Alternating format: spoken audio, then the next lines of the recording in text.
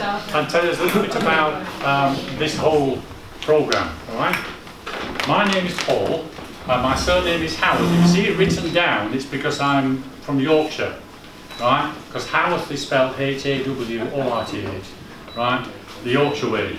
There's a village there where the Bronte sisters come from. It's the same name, okay?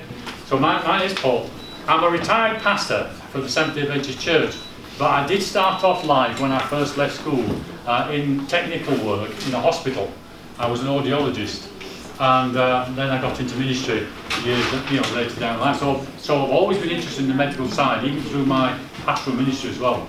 I've always, actively been doing stuff in the community where I can to do with health and related matters. My wife's been very good at doing cookery demonstrations, for instance, so we work together. Now, Grace can tell you a bit more about herself, I'm sure, but she's actually our medical professional person. She works for the Seventh-day Adventist Church in health ministries. She heads it up, and so she's been a teacher and trainer as a medical nurse as well herself in years gone by. But she'll tell you a bit more about herself later on. The Reversing Diabetes course came about actually more by accident, only just a few years ago. Grace met a gentleman in the States who's a nurse, and in the hospital he was working in, there was a lot of problem with type 2 diabetes, and questions were being asked below, and nobody had the answers, and he put it together.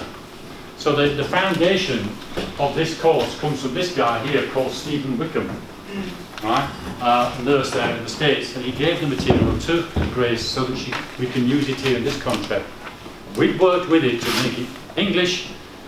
We've edited the whole series completely so it fits our scenario much better, and we've made quite a few changes to it.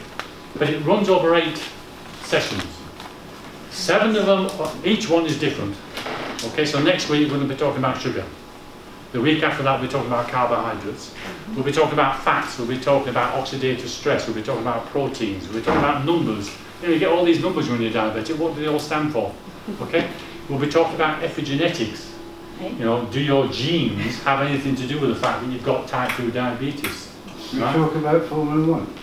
Sorry again? You talk about Formula 1. Formula 1. Sorry, we don't do that one. And then the last session, number 8, basically is a repeat of all the 7. We do a recap of everything so that you can remember and be challenged to keep on doing the good things that you've learned through the course as well. Each time you come, we won't be doing these tests, all right? We will do them again though towards the end. Next week, Grace will be doing some bloods, right? So we can see what your glucoses are. That's the only thing that will happen next week. But we're hoping that as you follow the course through, that when we get to that number 8 session, 11th of December, we'll be able to see your charts. The numbers have not gone up, but they've gone down. And that'll be something to celebrate, won't it? And we will have a graduation on that day as well. You get certificates that you've taken part to encourage you to keep on going. Now, why should the Seventh-day Adventist Church get involved in something like this? Because that's what I was a pastor of. There is one in Erdington, I don't know if you know it, at the end of Wood End Lane there, near 5, is it 5 ways or 6 ways? I never remember. 5 ways is it? Okay. The church itself has always had a connection not only with the Bible, but the fact the Bible does say a lot about health and healthy living. And so the church has always linked into that. In fact, have you ever heard of the Blue Zones? Nobody. You missed the TV programme that was on a couple of months ago. There's a book being written, some research through the world of people that live longer.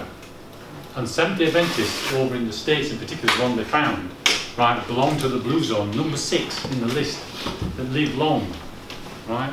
Generally speaking, they follow a healthy diet, and because of the way the church promotes healthy living in that regard.